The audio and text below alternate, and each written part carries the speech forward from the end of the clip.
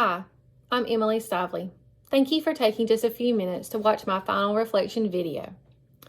And in this video, I hope to share with you just a little bit about what I have learned about myself on my journey to become a more competent educational leader. You may be asking yourself, why is she sitting next to this plant? And why does she have a picture of this plant on her portfolio? And to you, it's probably just a plant. You probably have a house full of plants. You may have this gift of having a green thumb, but I don't, or I didn't think I did. You see, this is the first plant I've ever grown. I was gifted this plant back in May of last year, and my first thought was, well, Mom, here's another gift for you. Like all the other plants and flowers I have been given in my 15 years in education. But something felt a little different about this plant. I asked myself, hey, what if you just take a chance and grow this plant? So I did. Just like my journey in educational leadership.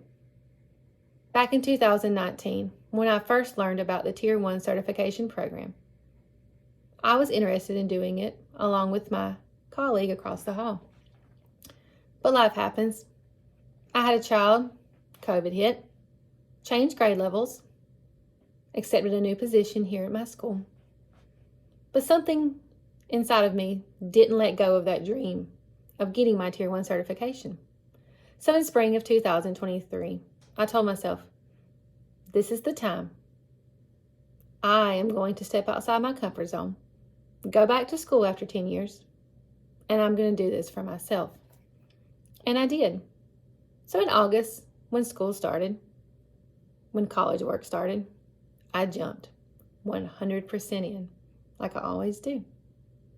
You see, before, I was that person who had everything planned out. Weeks, months, maybe even a year. But one thing I have learned and I have changed about myself is that now I realize I have to take things one day at a time, one task at a time, one situation at a time. Just like taking care of a plant. The first place I put this plant, in my windowsill here at school, wasn't the right spot. I had to try. I had to try different things before I found this sweet spot here on this table. So when I started my classes, I had to find the sweet spot in the world of balance, balancing life between my job, my life, my family, my child, and even myself. But I did. On this journey that I have been on and will continue to be on, I am learning more about myself, my strengths and my weaknesses. I've always known that I have a strength of being social, talking. But what I have learned is that now I use it in my leadership to build relationships. I am a task-oriented person. I accomplish goals. I complete tasks. I am determined and focused. But with being task-oriented, I have also learned that I am not an in-the-moment person. And that was heartbreaking to learn because I realized I have missed a lot. I have missed the little moments, the events, the ceremonies, the parties, the sporadic days that just come up. I have missed them. So I'm thankful that this journey has brought out my weaknesses. I'm also thankful for the obstacles, the challenges that I have been on, because I feel like when you're down, that's when you really learn a lot about yourself. For I've had to learn that I have to get up and keep going. And I'm here to say I did it. I've completed my field experience task. I've completed my portfolio. I've completed this. I have a flourishing plant.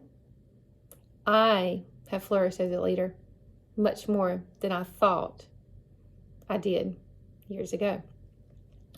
So on this journey that I'm going to continue, I'm proud of myself. I have realized that I do matter. And in order to serve, to be that servant leader that I am, to be that supportive leader that I am, I've got to grow myself.